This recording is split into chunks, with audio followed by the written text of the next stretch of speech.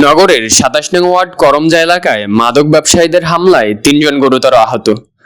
বরিশাল নগরীর ২৭ নং ওয়ার্ডের করমজা এলাকায় সোমবার রাতে মাদক বিরোধী কমিটির সদস্যদের উপর সন্ত্রাসী হামলার ঘটনা ঘটেছে।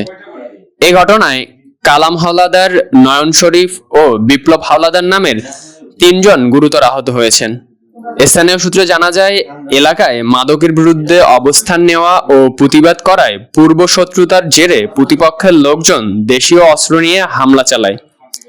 অভিযোগ উঠেছে জামাল তালুকদার ও তার ৪ ছেলে রাকিব, রায়হান, লাহাব ও আসাদ সহ আরো কয়েকজন সংঘবদ্ধ হয়ে এ হামলা চালায়। ঘটনায় আহতদের মাথা, হাত, শরীরের বিভিন্ন স্থানে এলোপাতাড়ি কুপিয়ে জখম করা হয়। আমাদের সাথে হয়েছে ওরা ইয়াবা ট্যাবলেট, গাঁজা মাজা এগুলো সম্পূর্ণ ওরা বেচে টোটাল। ওরা মিল্লি দিল্লিয়া ওই রায়হান, তারপর রাকিব, তারপর আরও আছে, তারপর জামাল হোসাই, এরা সবাই মিলে এইগুলো বেচে। কারণ বেচে এখন কিন্তু আমার টোটাল ফলাফল সম্পূর্ণ নষ্ট হয়ে যায়। তারপর আমরা ডাকলে যে তোমরা এগুলো এই ব্যবসাগুলো তোমার ফলাফল নিষেধ করো, এগুলো সমাজ নষ্ট করে দেয়। হ্যাঁ, বড় বড় দাল থুয়ে তার এই এবার সামনে ফেলাই গেছে।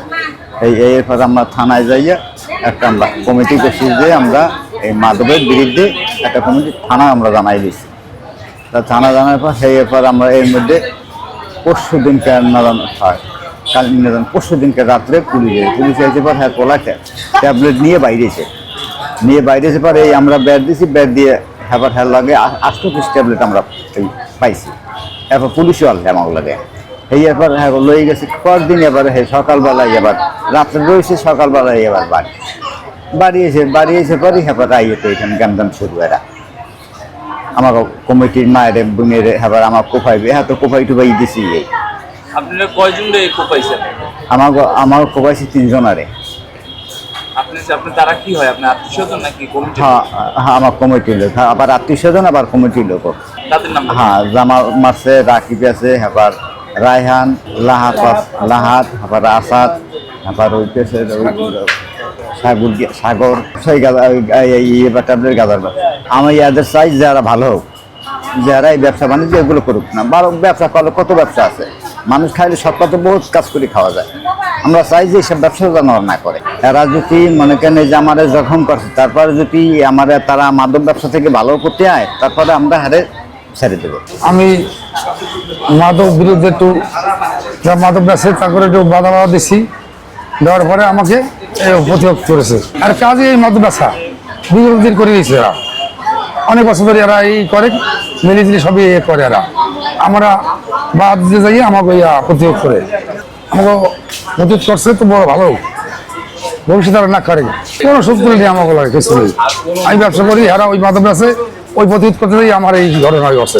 আমরা যেমন একটা ওই মাদক বিরুদ্ধে দল গঠন করছি, তখন হ্যাঁ বাধা দিয়েছি, বিক্রি করছি, কিন্তু এরা কোনোটাই শোনে না। যেহেতু তারা হেরাটা এটা করবো, এটা একদিন তোমাকেও দরকার কি এরপর এক পর্যায়ে যখন হের ছেলের এই রাত্রের আগের রাতে যখন ধরিয়ে দেওয়া হয়েছে 8টা সহ, তখন তারা কালকে ছাড়াই নিয়ে সারাদিন মাইকিং করছে। মাইকিং করিয়া এরপরে এরা যখন গালাগালি করে, তখন জিজ্ঞেস গেছে আর বড় স্বাস্থ্য ভাই, তখন হ্যাঁ বস আইছে আর ছেলেরা মাইটদরি করছে।